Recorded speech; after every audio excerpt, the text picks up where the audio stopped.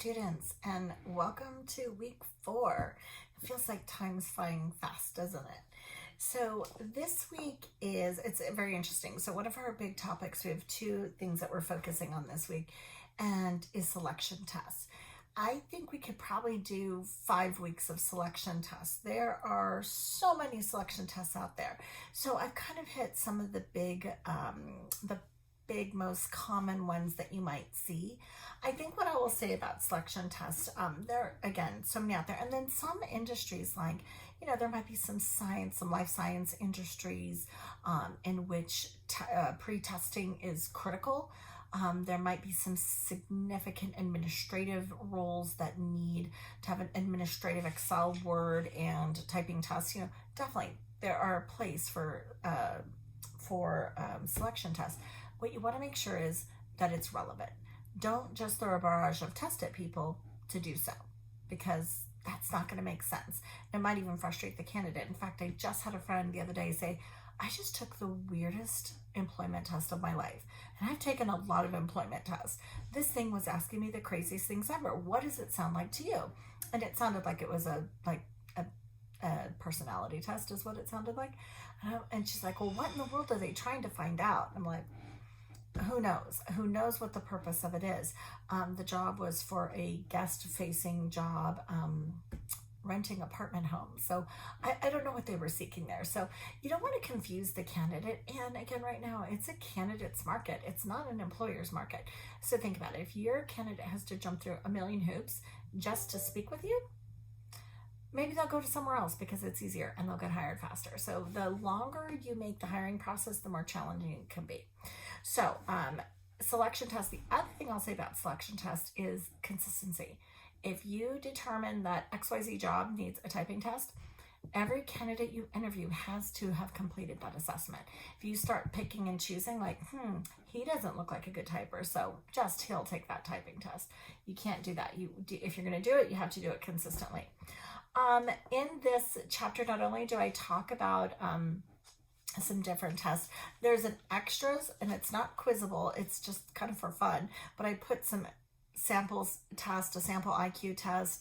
I put some links to Wonderlic, to Myers-Briggs, to a couple of different ones. I find some of those behavioral and style tests are better after the fact.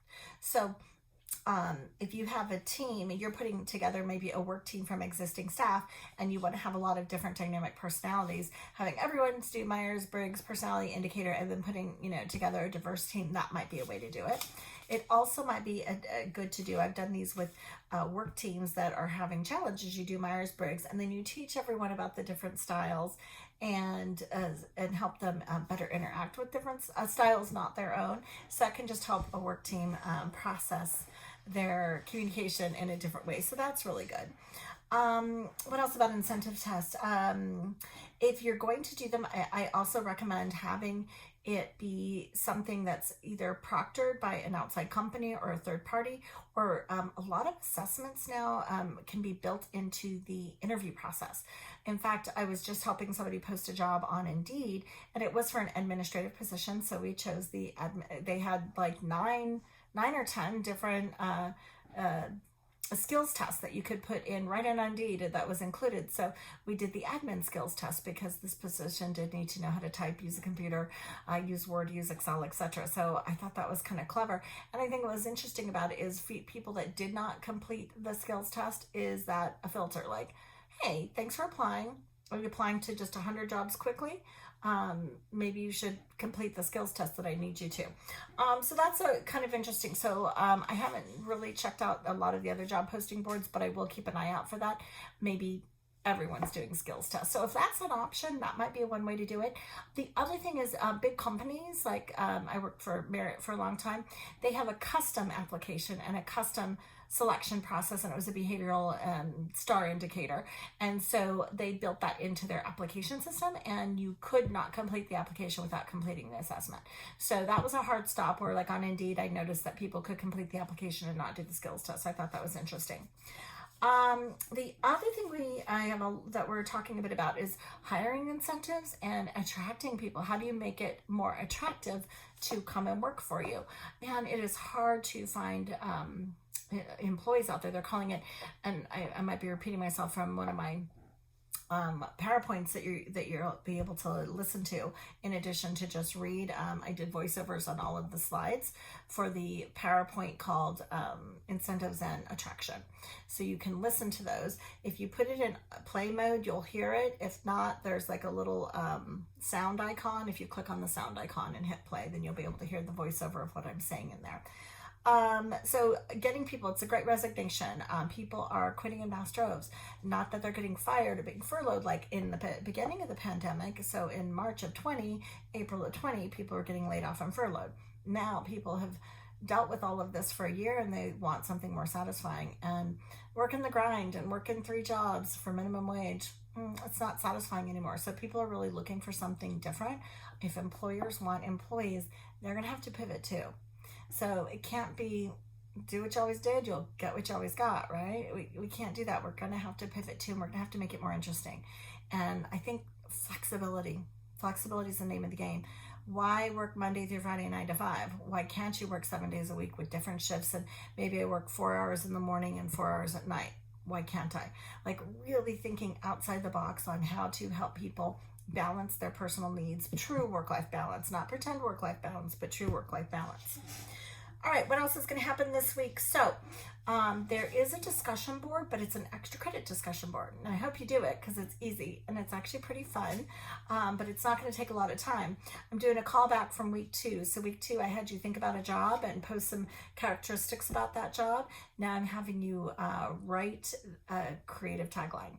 What's the first sentence, maybe first 2 sentences that you want to do to really entice and, grab somebody's attention about that job? So I don't do a lot of extra credit, like almost no extra credit. So this is 5 points that you can get. So please grab that if you can. And of course it is test week. So the test is open. It's open with the week. I opened it up. It's ready to go. You get 2 times. I recommend that you just take it. Just take it today. Why not? It's an hour. So give yourself an hour. I forgot how many questions on there. It's 100 points. Some of the questions have varying points, so it's not 100. It's probably about 40 questions, maybe. I don't know. Anyway, it's about 40 questions. Take it and see how you do. Just if you have read everything and if you've been doing the process and you've been reading and looking at the PowerPoints and if you've been following along and doing your work, you might be it might be strong. I do recommend reviewing the legal one. There's some definite legal things, and generations. There's some detail on the generations. So 9 questions generation, like, 11, 12, 13 legal, the rest just kind of everything else. So just take it and see how you do. And if you're satisfied with your score, then you can be done with it and you can get on to this week's reading. If you aren't satisfied, then look where you missed, because it'll show you what you missed. It won't show you the right answer, but it'll show you what you missed and you know where to go study. Everything is right there in the reading. So do your reading. You'll be able to do fun in the quiz. I'm not a tricky quizzer. I'm just like basic facts quizzer. So you have until Sunday at midnight. It will take the higher of the 2 scores. So just try it. And then, of course, do not forget the student presentations. So those are coming up. So our student presentations are going to be our second Zoom, which is Saturday, November 6th. So between 10 and 12. Everyone's going to have up to about 5 minutes, and just looking for the different interesting topics you want to talk about in a quick summary. And I'm going to do a random spin of the wheel. I literally have a wheel and we'll random spin, and that's how we'll pick who goes. And not necessarily judging on platform skills, but on content. Did you bring us something interesting to the table? You can't bring something that I've presented in any of the articles or any of the things that I've shown, but there's so much out there. And if you're struggling with what to pick, please let me know this week so I can help you find something, so you still have another week or so. Well, we're running out of time. So find something, secure your thing this week, and then you still have another week to put it together. So I think that is about it for the week. So have fun. And of course, if you have any questions along the way, just message me, email me. Actually, several of you are good about emailing me, so thank you. And discussion board posts, extra 5 credits. Please take advantage of that. So thank you, students, and I will see you next week.